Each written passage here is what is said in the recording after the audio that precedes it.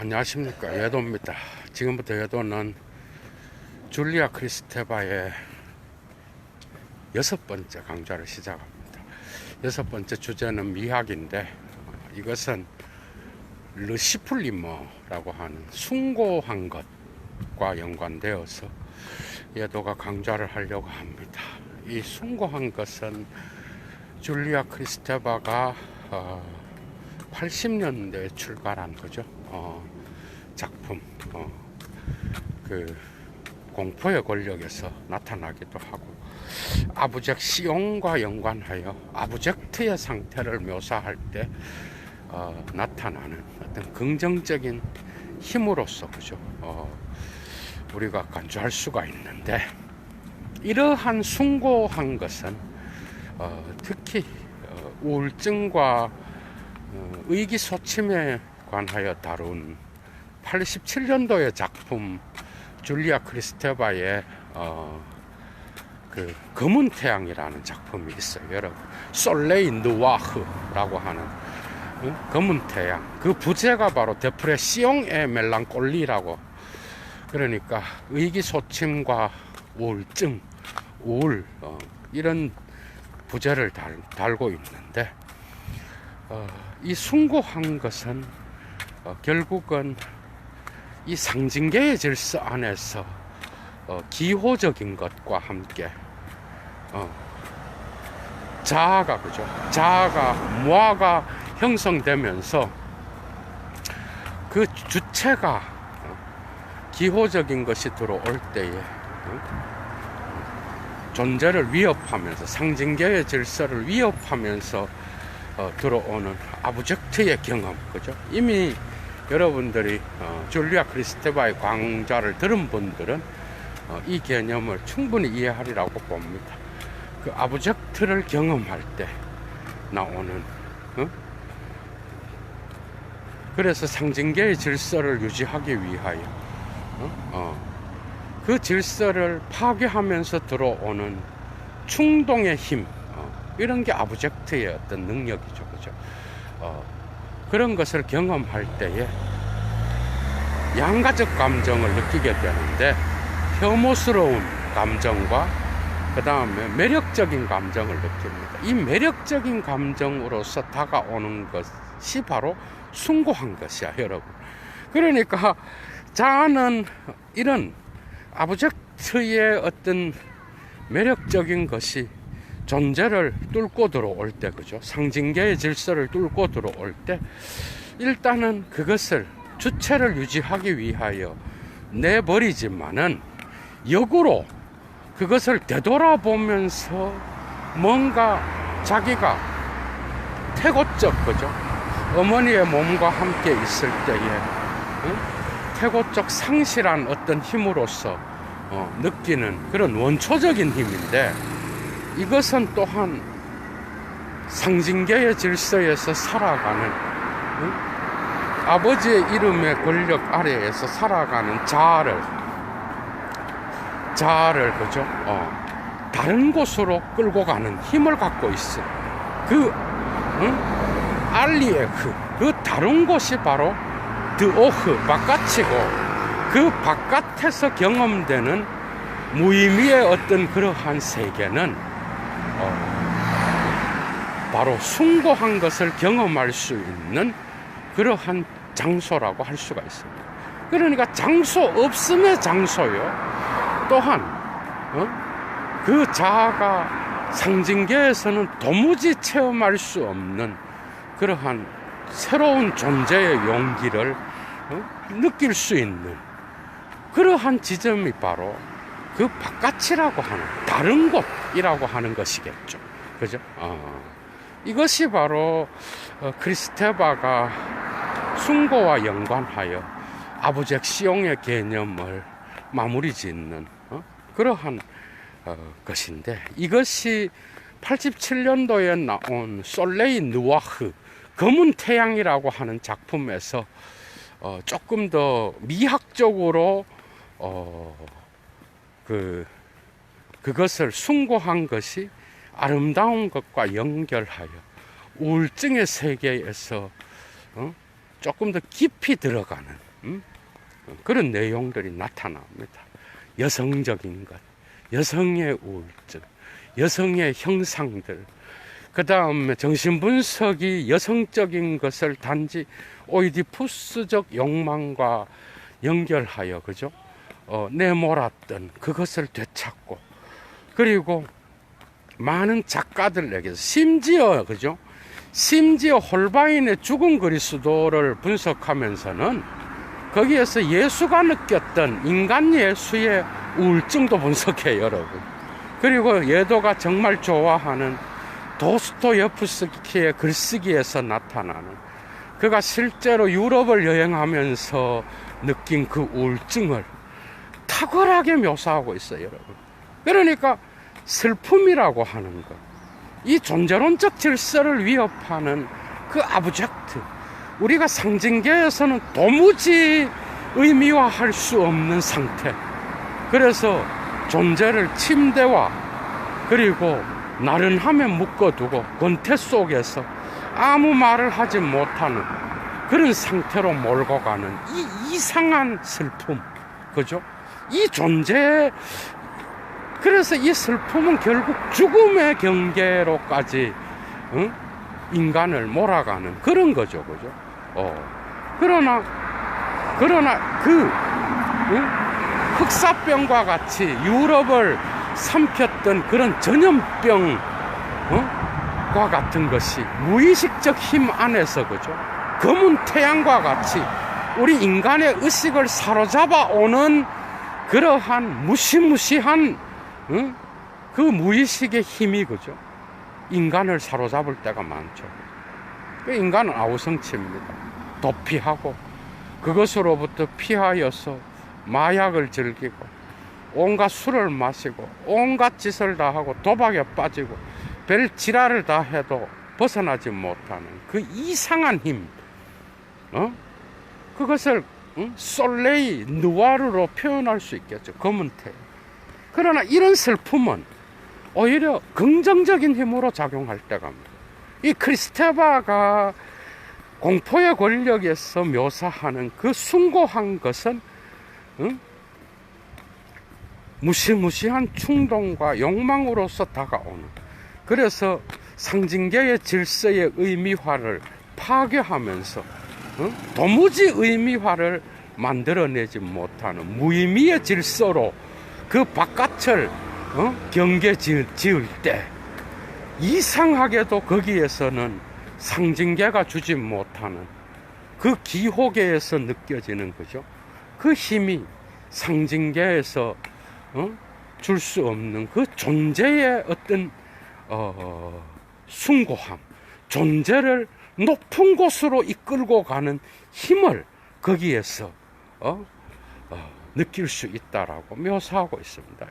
그러니까 어두운 곳에서 프로이트와 락강이 불가능으로 묘사하고 어두운 10년으로 묘사했던 거기에서 크리스테바는 어머니의 몸, 원초적인 것, 심지어는 거울 단계와 또 유아의 어떤 거울, 자아 형성의 거울 단계와 오이디푸스의 콤플렉스를 넘어 바로 그 이전에 위치시키고 있는 그 어머니의 몸, 여성적인 것, 거기에서 긍정적 가능성을 붙잡아내는데, 그게 바로 예술가들이 갖고 있는 창조적 능력 역시도 이런 기호적인 것에서 존재의 성화를 통하여, 그죠?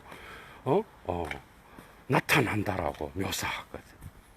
이것은 시적 언어의 혁명에서도 어느 정도 나타나고 있지만은, 어쨌든 그 아브젝트의 이중적 의미는 계속해서 어두운 것과 인간의 어두운 것과 원초적인 것과 성스러운 것과 그 다음에 예술적 힘을 함께 모아서 숭고한 것, 르시플리머로 종결시키고 있다는 것은 어찌되었건 크리스테바의 독특한, 거죠, 사유라고 할 수 있는데, 사실 그것은 검은 태양에서 완벽하게 드러납니다.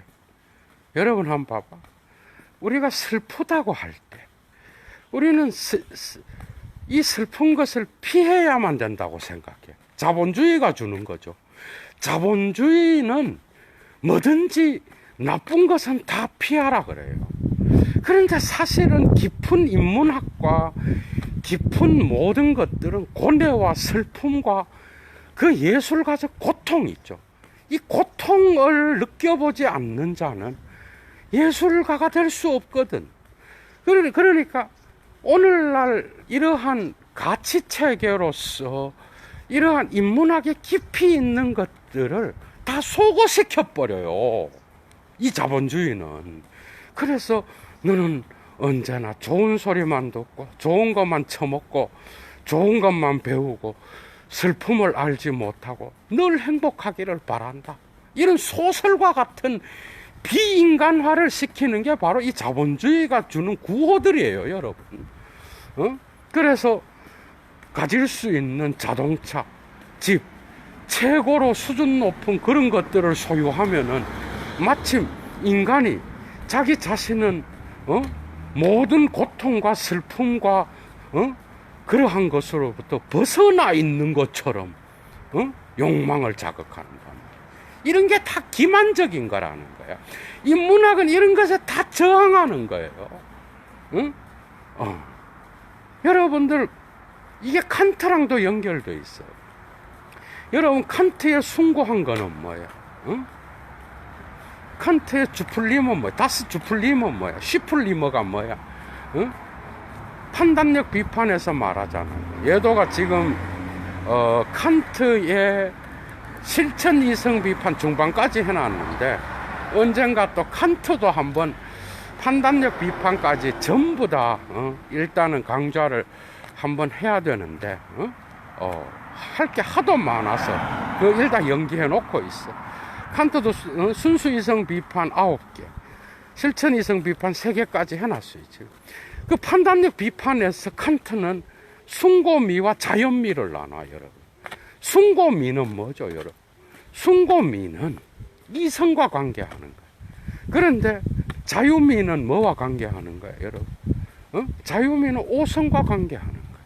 그런데 어쨌든 미학적 판단은 개인의 주관적인 취향과 관계된 거예요. 그런데 이 취향은 감각 직관과 직접 관계하는 게 아니야. 감각 직관과 관계하는 게 아니라 어떤 미학적 대상을 보고 미학적 감정을 느끼는 것은 상상력과 관계하는 거예요. 아인빌동스크라프트. 그래서 상상력이 오성과 연결되어 있고, 이것이 감각 직관에게 불쾌와 쾌감을 촉발시키는 것과 연관되는 거야. 그러니까 바깥에서 들어온 순수 이성 비판에 나온 감성론을 변형시킨 거예요. 미학이라고 하는 거는 어떤 대상에 의하여 내가 어떤 아름다움을 느낀다, 이게 아니라고. 이게 아니라 내 안에 있는 숭고미는 결국은 내 안에 있는 도덕적 감정을 자극하는 거야. 그러니까 숭고미도 두 개로 또 나눠요. 숭고미도 칸트는 수학적 숭고미와 역학적 숭고미를 나누는데, 역학적 숭고미가 중요하겠죠. 이 숭고미는 뭐야? 자연세계의 아름다움. 그러니까 우리가 뭔가가 아름답다라고 판단을 내리는 거는 자유미가 있고 숭고미가 있는데, 숭고미는 훨씬 더 수준이 높은, 그 이유는 오성과 관계하는 게 아니라 이성과 관계하는 거예요. 그러니까 이성은 언제나 보편적인 것과 연결되어 있어요, 칸트한테서는. 그죠? 그러니까 자연의 폭포가 떨어지는 거, 엄청나게 여러분들이 웅장하다고 생각하는 거 있죠. 그러니까 태풍이 와갖고 막 엄청난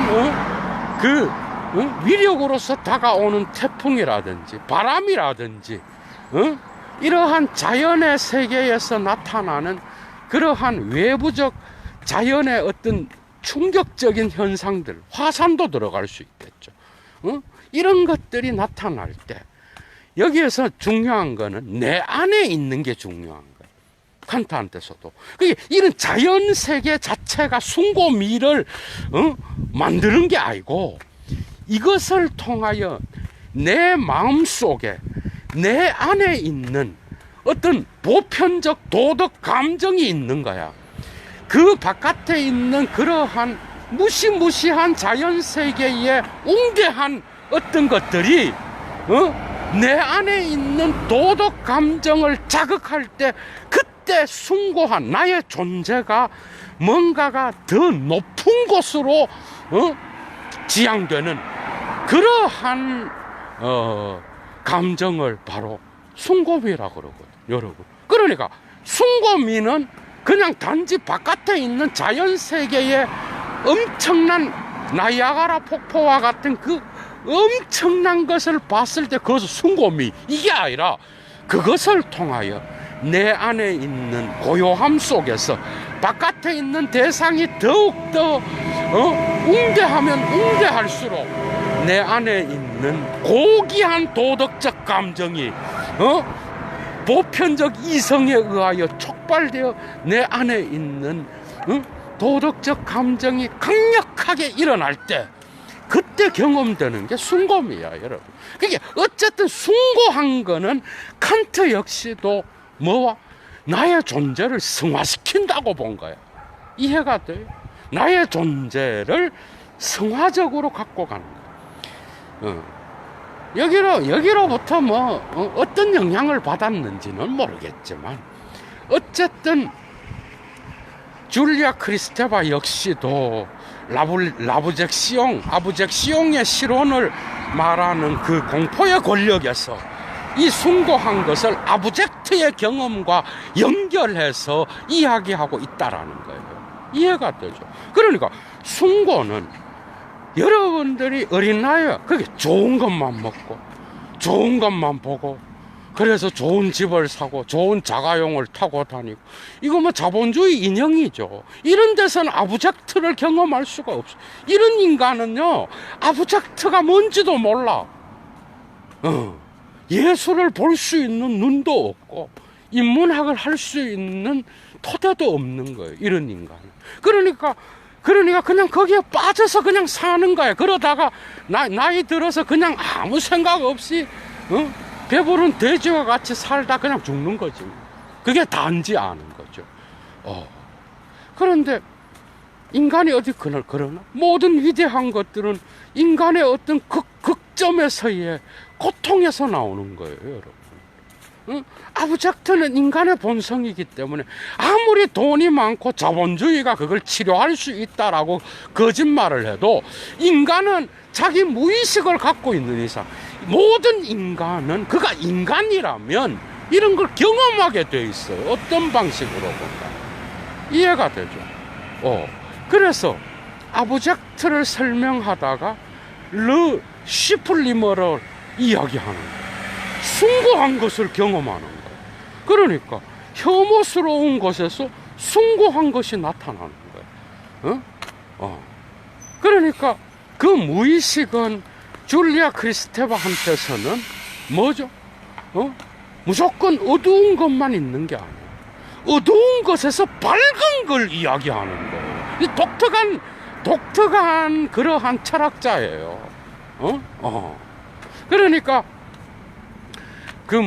프로이트의 어두운 것을 전의식의 개념으로 바꾸면서, 이 무의식을 전의식으로 바꾸면서 인간의 희망을 노래했던 에른스트 블로흐와처럼 그와는 또 다르게 이 무의식적인 것에서 존재의 용기를 촉발할 수 있는 숭고한 것을 이야기합니다. 이해가 돼? 이게 그녀의 미학으로 나타나.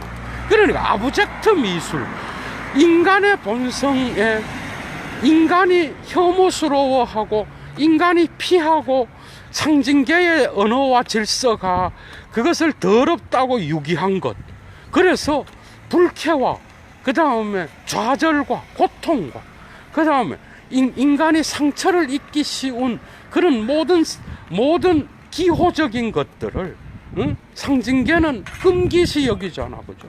그 금기의 영역에서 크리스테바는, 그죠? 그거보다 훨씬 더 원초적인 모든 인간의 원초를 이야기했고, 그게 뭐죠? 어머니의 몸과 다 어머니의 몸에서 태어나지. 어떤 놈이 엄마도 없이 태어난 새끼가 어디 있어?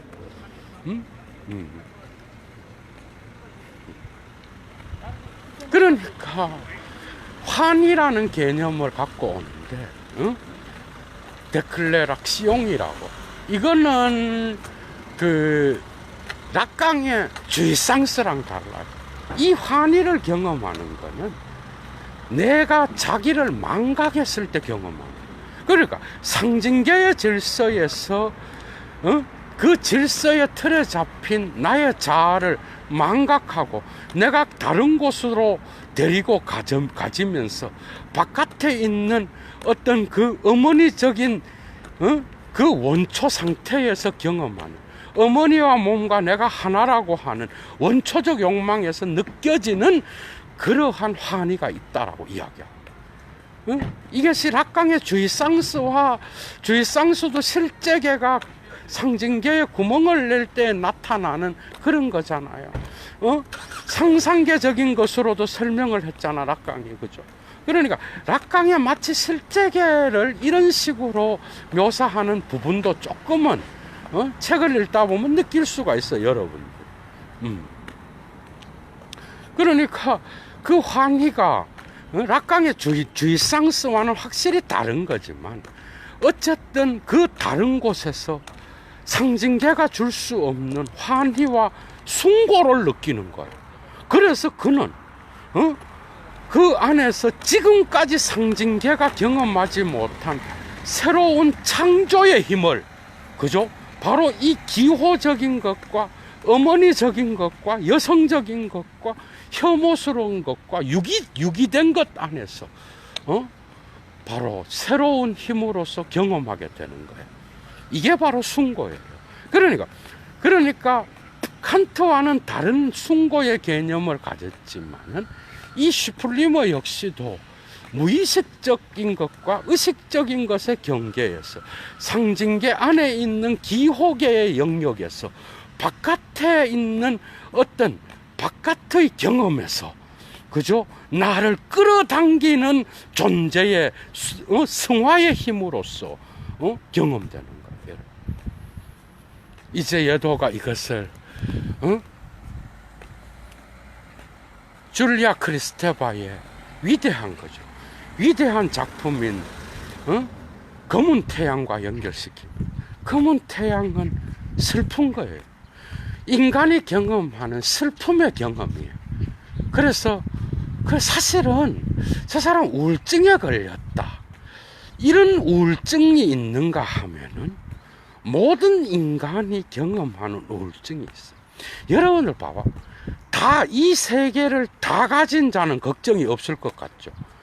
그런데 사실은 다 가진 자일수록 이 슬픔과 멜랑콜리와 데프레시옹은 인간의 존재론적인 그러한 기반을 형성하는 거예요. 이해가 돼요? 그래서 하이데거도 기분 잡혀져 있음을 이야기하잖아. 이게 여러분 봐봐, 여러분들의 기분이 돈에 많다고 다 충족이 돼요? 여러분들이 막 계속 행복해? 여러분 봐봐, 그 행복도 밀도가 있는 거야. 이게 행복감이라는 거는 밀도에 따라서 다른 거예요. 그러니까 내가 요만큼의 행복을 느꼈으면 거기에서 상승작용이 없으면 행복감은 떨어져. 인간은 그래서 이상한 동물입니다. 그래서 인간학이 중요한 거예요. 그러니까 내가 모든 것을, 내 꿈이 이루어지면 내가 거기에서 행복한 사람이다, 타자에게 다 인정을 받아. 그런데 나는 결핍을 느끼거든요. 맞죠? 희한한 존재입니다, 인간은. 그러니까 모든 걸 다 저 새끼는 분명히 행복한 인간인데, 왜냐하면 내가 못 가진 걸 다 가졌네. 분명히 모든 걸 다 가졌어. 모든 정치적으로도 정점에 이르렀고, 경제적으로도 모든 걸 다 가졌어. 그리고 자식들도 완벽하고 아내도 아름답고 그렇다 그래 봅시다. 그러면 그는 배부른 돼지처럼 정말 행복해야 되잖아요. 그런데 인간은 그게 아니라니까요, 여러분. 뭔가 나의 이 행복감에 구멍을 내고 들어오는 이상한 힘이 인간을 지배할 때가 항상 있어요. 여러분, 내가 내 안에 있는지 내 밖에 있는지 멍한 상태로 넋이 나갔을 때가 얼마나 많아. 우리가 일상을 경험하면서도 이런 경험은 한두 번 하는 게 아니에요. 그죠? 멜랑콜리와 데프레시옹이 무조건 나쁜 것일까, 여러분? 모든 예술가들이 경험한 이 이상한 우울증과 같은 그런 거. 크리스테바는 중요한 이야기를 하나 합니다, 여러분. 거기서 예도는 도스토예프스키를 좋아하고 특히 나사렛 예수에 대하여 설명하는 그 부분, 거죠. 홀바인의 죽은 그리스도를 설명할 때 예도는 상당히 공감했어. 나는 크리스테바의 책 읽기 전에 이미 상당히 많은 부분들을 이미 이야기를 했어요. 이 강의를 위하여 그 두 개의 부분들, 여러분들 복음서에서, 그죠? 복음서에서 저걸 한번 빼봐, 여러분. 구원론을 빼봐.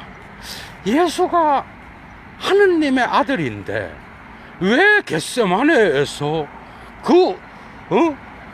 검은 태양을, 그러니까 검은 태양 중에서도 가장 어두운 검은 태양을 솔레이 느와르를 왜 예수가 경험했을까, 여러분? 여러분 성서에 봐봐. 그거 보면은 예수도 죽기 싫어했어.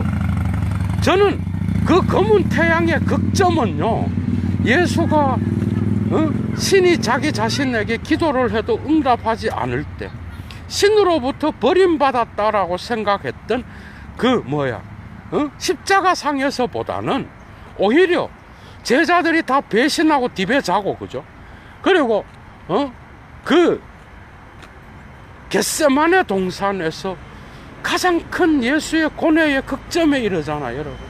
여러분, 그가 마치 인간인 것처럼 얘기해요.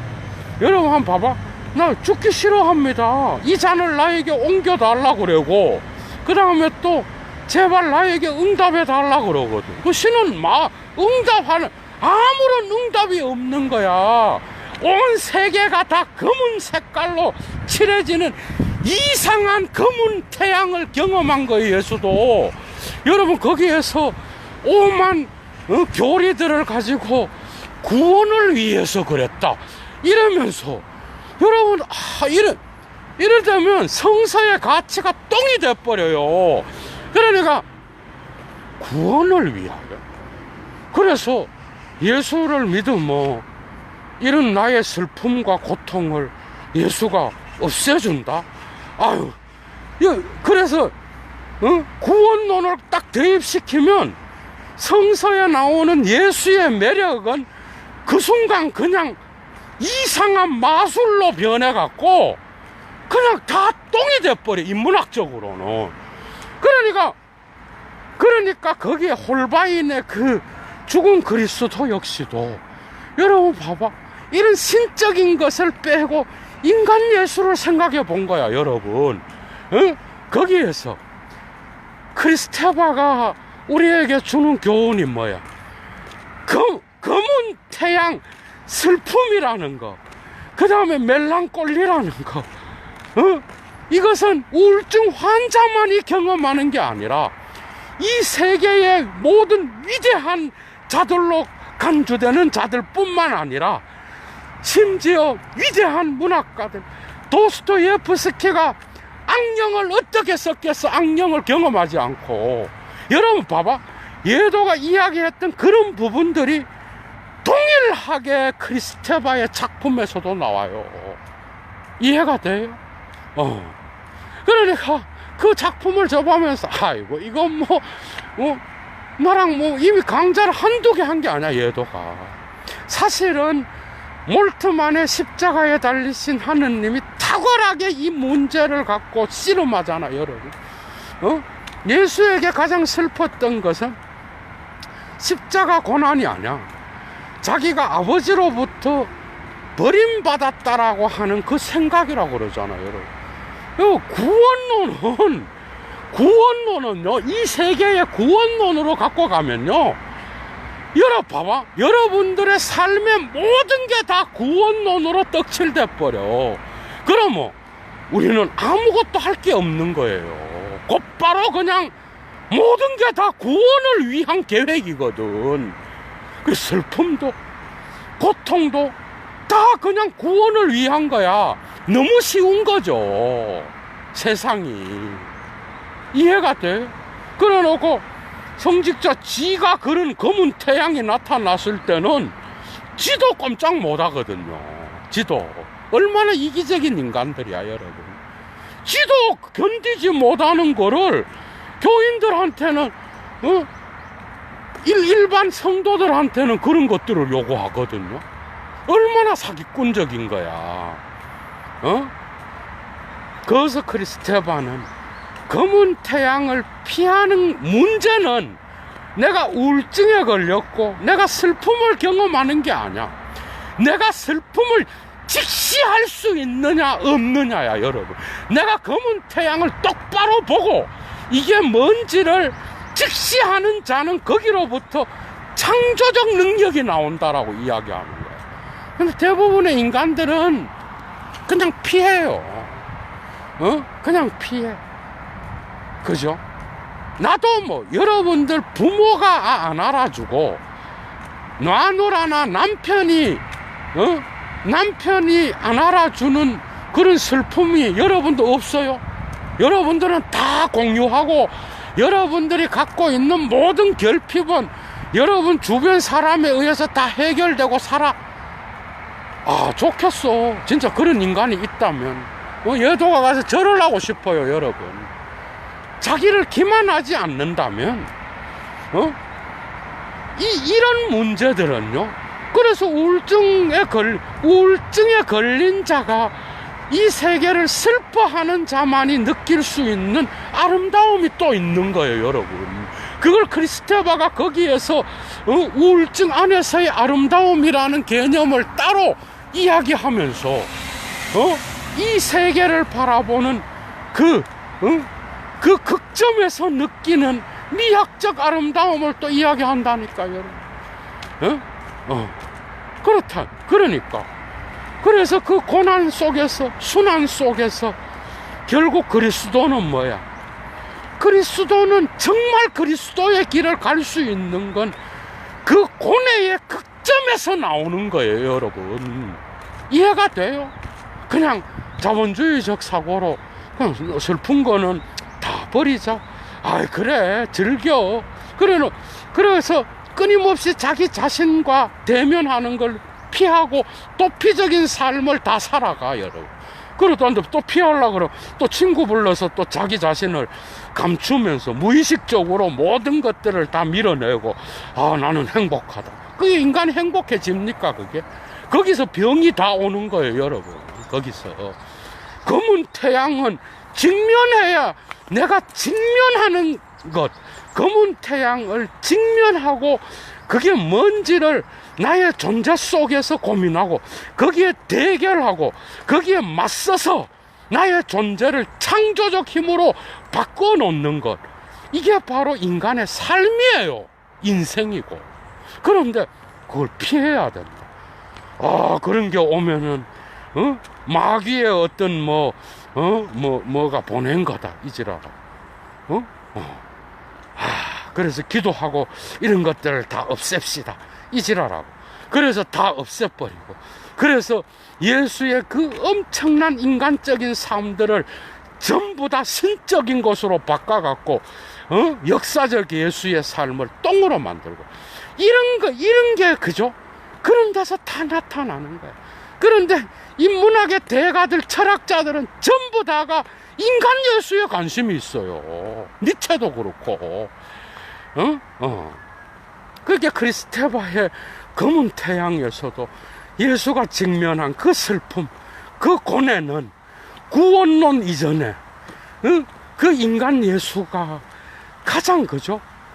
우리 인류에게 줄 수 있는 보고는 사실 인간 예수의 그 고뇌, 정말 가난한 자들과 함께하는, 그리고 이 세계의 상징계의 질서 안에서 법적 보호를 받지 못하는 그런 호모사피엔스와 같은 그런 인간들과 함께 살면서 그가 함께 고뇌하고 인간으로서 고통하고 그 고통 속에서 뿜어내는 그 이상한 파토스에 대한 사랑, 그게 가장 위대한 거예요. 그게. 그런데 그거를 그냥 교회에 가면은 그냥 구원의 능력으로 그냥 모든 것들을 다 구원으로 해석해버리고, 여러분, 그래서 고통은 피해야 되는 것이고, 마치 마약을 주는 인간과 같이 인생의 삶에서 그 슬픔 하나가 찾아와도 그것 하나 소화하지 못하는 나약한 인간으로 만들어 놓은 게 종교가 했던 그러한 제대로 된 종교는 그렇게 하지 않겠죠. 인간이 거기에 직면하게 해야 됩니다. 이해가 돼요? 검은 태양은 어디에나 존재하는 거예요. 사실은 우리의 존재론적 구조의 질서에 하이데거적으로 말하면 우리의 실존 구조 안에 슬픔과 멜랑콜리와 데프레시옹의 그러한 구조가 있는 거예요. 키에르케고르가 경험한 것처럼. 이해가 돼요? 그 좌절, 그 절망 속에서 그 역시도 그리스도에게로 도약했지만은 거기에서 엄청난 글들이 쏟아져 나온 거야, 여러분. 그 좌절 속, 절망은 죽음에 이르는 병이다 라는 말을 하기까지, 그죠? 얼마나 많은 그 부재 속에서의 자기의 문제를 끌어안고 고통하고 고민하고, 그게 바로 인간이에요. 그게 가장 아름다운 거예요. 그게 바로 미학이야, 여러분. 이해가 돼? 여기서 미학이란, 아름답다라는 건 그 인간의 고통을 미화해서 어떤 숭고한 것으로 만들어서 찬양하는 게 아니야. 그 수준이 아니에요. 그거는 우상이에요. 그게 아니라 참으로 여러분, 인간이 이 세계에 신이 있다, 무신론자든 유신론자든 간에, 신을 믿는 자든 안 믿는 자든 간에, 여러분들이 인간으로 태어나서 이 세계에 와서 여러분들이 슬픔과 멜랑콜리와 데프레시옹으로 직면해서 여러분들이 거기에서 그것을 창조적 힘으로서 승화시키는 위대한 인간의 어떤 그러한 힘이 왜 없어요? 있지. 그죠? 그러니까 그런 것들, 도스토예프스키가 경험한 그 슬픔에, 그래서 그 역시도 유럽을 여행하면서 이 여행 속에서 내가 경험하는 이 슬픔, 그거를 인용하면서 크리스테바가 거기에 각주를 달잖아. 모든 위대한 예술가가 다 경험했어, 여러분. 그녀의 작품 곳곳에서 나오는 말라르메라든지 로트레아몽, 심지어는 요즘 소르본네 형님과 예도가 가끔 전화로, 요즘 그 이것 때문에, 그죠? 예도가 만나지는 못하는데 셀린의 작품에 대하여 가끔 대화를 합니다, 여러분. 셀린, 아르토, 그죠?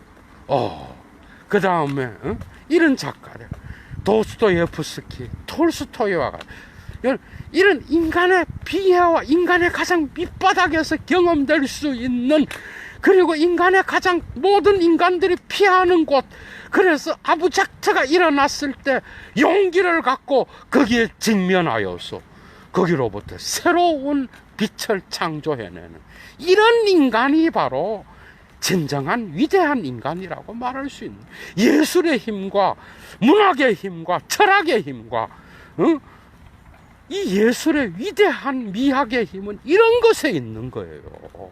직면하는 거. 부르주아 티를 내고 좋은 옷을 입고 내가 위대한 예술가다 하는 그런 데서 예술성의 힘이 나오는 게 아니라고. 이해가 돼요? 그런 게 아니라 이런 고통과 고난 속에서 경험되는 그래서 거기에서 그것에 직면하면서 나타나는 무시무시하고 혐오스러운 공포의 속에서도 거기로부터 이상한 존재를 승화시키는, 그래서 아리스토텔레스 역시도 시학에서 뭐죠? 뭐야? 우리가 작품을 읽으면서 공포를 경험하면서 카타르시스를 느낀다 그러잖아. 그런 거, 그죠? 그런 엄청난 것들을 예술가들은 경험했습니다. 그래서 예술가인 거예요. 예술가는 그림을 잘 그리고 그 그림이 잘 팔려서, 그래서 내 그림이 몇 억대 되는 그림을 파는 그런 자다. 저 사람은 예술가다. 그게 아니야, 여러분. 그게 그래서 위대하다가 아니야. 이해가 돼요? 자본주의 사회에서는 그게 아니라 인간의 밑바닥, 사회가 금지한 금기의 경계에서, 그죠? 그 위반된 파토스를 미리 경험하고 그런 것들을 문화를 치료하는 능력으로서, 그죠? 그래서 가난과 그리고 또 모든 자기에게 주어진 예술을 하는 환경이 안 되는 그런 상황 속에서도, 그죠? 그 고뇌 속에서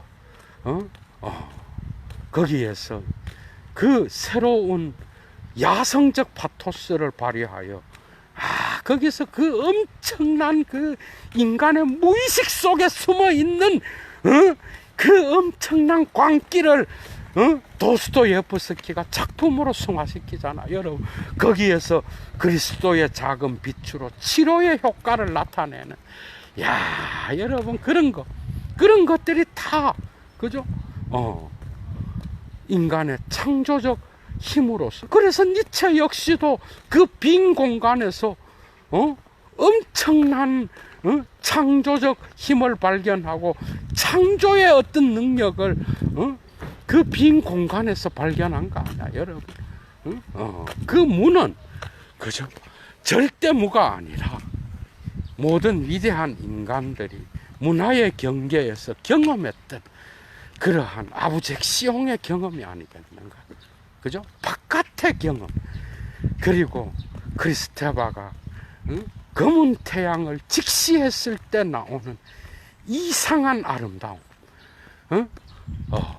오직 슬픔을 당한 자만이 이 세계에서 느낄 수 있는 그러한 특권과 같은 게 왜 없겠어요, 여러분? 그죠? 그런 것들이 꼭 나쁜 것이 아니라는 거. 여러분들 역시도 아무도 알아주지 않는 멜랑콜리와 데프레시옹이 있을 수 있어요.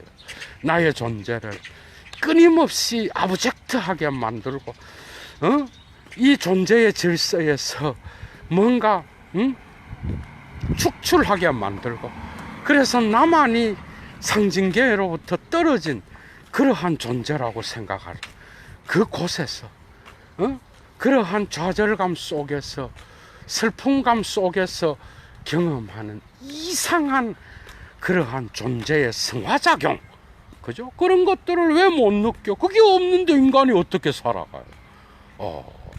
그런 것들을 크리스테바는, 그죠? 자기의 미학에서 숭고라고 이야기했고, 그것을 검은 태양이라는 작품에서 탁월하게 다양한 그러한 주제들을 갖고 그리고 있다라는 거, 여러분들 꼭 기억하시고요. 시간이 되시면 검은 태양을 꼭 1차 자료를 번역됐을 겁니다. 그것도 동문선에서 다 번역을 하는 걸로 알고 있어요. 그 작품을 한번 읽어보시고 여러분 자신의 데프레시온과 위대한 인간들도 이런 것들을 통하여 정말 이 깊은 그런 인간의 어떤 심층에 있는 이 고통을 이해했구나 하는 이런 것들을 여러분들 역시도 경험하면서 여러분들의 삶을 연속극만 보고 거기에서 만족하면서 희덕거리고 웃다 끝내지 말고 여러분들 자신의 검은 태양을 한번 직면해 보시는 그런 시간을 가졌으면 좋겠다 하는 게 예도의 오늘의 강좌의 주제입니다. 좋은 주말 보내십시오. 얘도 물러갑니다. 주스.